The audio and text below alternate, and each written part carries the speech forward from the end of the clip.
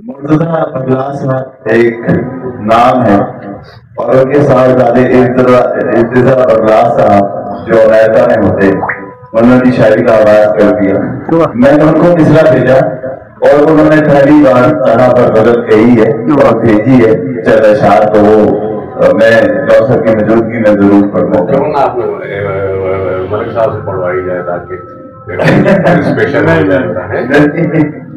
ابھی ملک صاحب کو 2-4 مشاعرے ہونے کروائیں گے اس کے بعد ڈاکٹر صاحب ارتضیٰ بغلا صاحب نے جو اشعار بھیجے اس کا مطلب ہے کہ ہمارے ہاتھ میں چاہت کے پر نہیں آئے, ہمارے ہاتھ میں چاہت کے پر نہیں آئے, یہ وہ خیال ہے جس کی خبر نہیں آئی, یہ وہ خیال ہے جس کی خبر نہیں آئی. یہ ان کا انداز بیان جو ہے وہ والد صاحب سے ہی انہیریٹڈ ہے.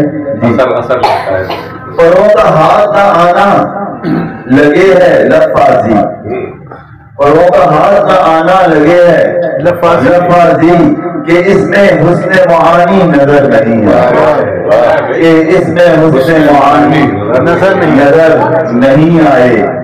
اور ہاں ہے اس پہ طرفہ تماشا کہ پر ہیں چاہت کے, وہ کہتے ہیں میں اس طرح لکھا ہوگا جیسے بھی لکھا ہے اس پہ طرفہ تماشا کے پر ہیں چاہت کے, اڑا رہے تھے کبوتر جو گھر نہیں آئے, اڑا رہے تھے کبوتر جو گھر نہیں آئے.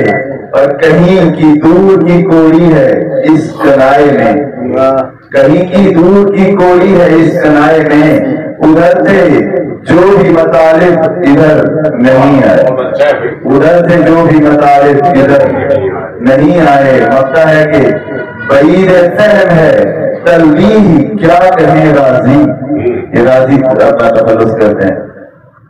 بعید فہم ہے تلویح کیا کہیں راضی, عجب نہیں جو غزل میں اثر نہیں ہے.